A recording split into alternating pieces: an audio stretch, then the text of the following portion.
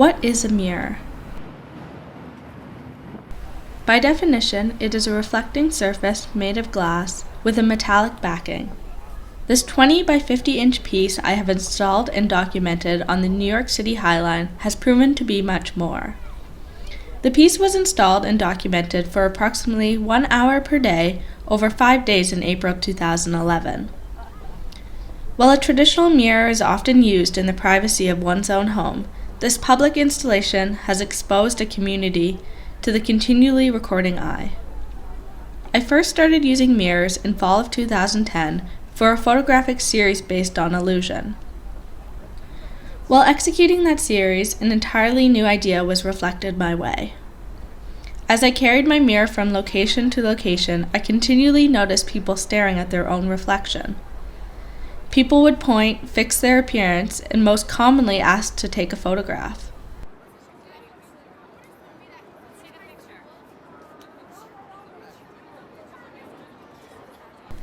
The mirror traveled across the city from locations such as Times Square to Red Hook, Brooklyn.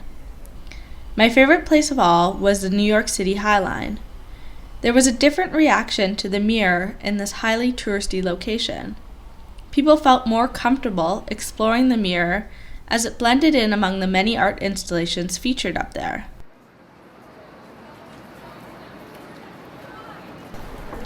People often stopped when a strong ray of light reflected from the mirror captured their eye. Groups of people also came in waves.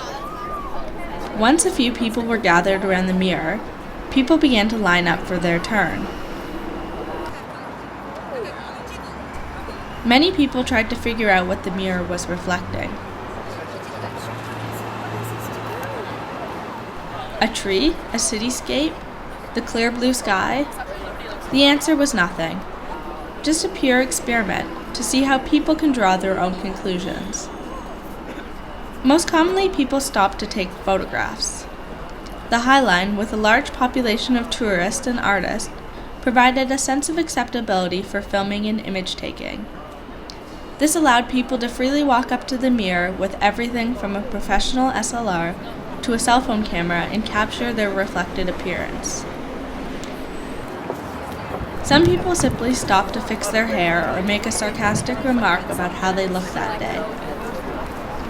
The amount of time people spent with the mirror varied. Some just poked their head in for a quick glance, while others spent several minutes trying to compose the perfect photograph.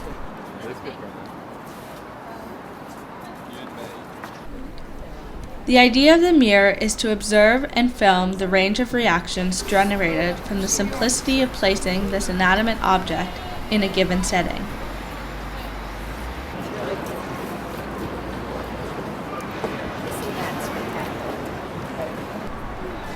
As the artist, I sit back and simply record.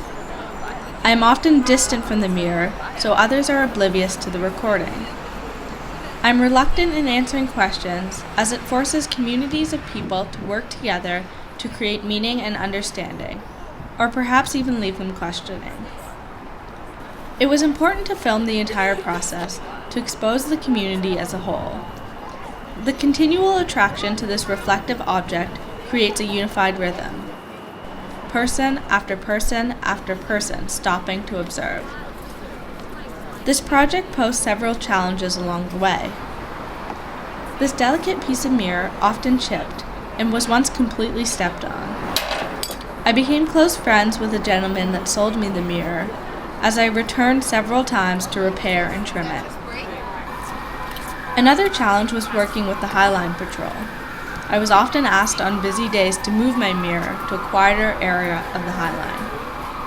Wanting to capture the bustle of traffic, I often just packed up for the day and then returned to that same location the next. Eventually, after several attempts of shooting, I was asked to remove the installation by the head of the High Line Patrol. When setting out to place my mirror on the High Line, I could have never imagined to capture so much on film. Not only was I documenting people interacting with the mirror, but I was filming them making their own documentations with the installation.